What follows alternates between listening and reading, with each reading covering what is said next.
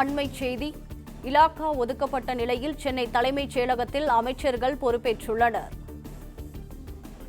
இது தொடர்பாக கூடுதல் தகவல்களுடன் இணைகிறார் எமது செய்தியாளர் பாண்டியராஜன். பாண்டியராஜன், வணக்கம். விவரங்களை பதிவு செய்யலாம்.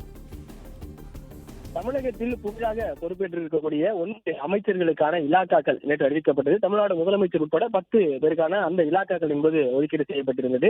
இன்று காலை தமிழ்நாடு முதலமைச்சர் விஜய் அவர்கள் தலைமைச் செயலகம் வந்ததன் பிறகாக இலாக்காக்கள் ஒதுக்கப்பட்டதன் பிறகாக அமைச்சர்கள் எல்லாம் ஒருவராக சிந்தித்து முதலமைச்சரிடம் வாழ்த்தப்பட்டனர். அதன் பிறகு துறை ரீதியாக அவர்களுடைய பணியை அவர்கள் இன்று தொடங்கி இருக்கிறார்கள். பொதுப்பணித்துறை அமைச்சராக பொறுப்பேற்றிருக்கக்கூடிய ஆதவர்ஜனா அவருடைய அறையிலே கையெழுத்திட்டு அவருடைய அந்த அலுவல் பணிகளை தொடங்கினார். அதே போல சுகாதாரத்துறை அமைச்சராக பொறுப்பேற்றிருக்கக்கூடிய அருண்ராஜ் அவர்களும் அவருடைய அந்த பொறுப்புகளை ஏற்றுக்கொண்டார். அலுவல் பணியை தொடங்கி இருக்கிறார்கள்.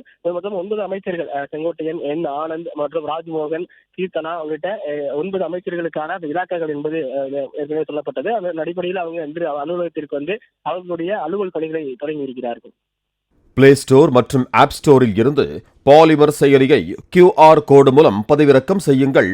செய்திகளை உடனுக்குடன் பெறுங்கள்.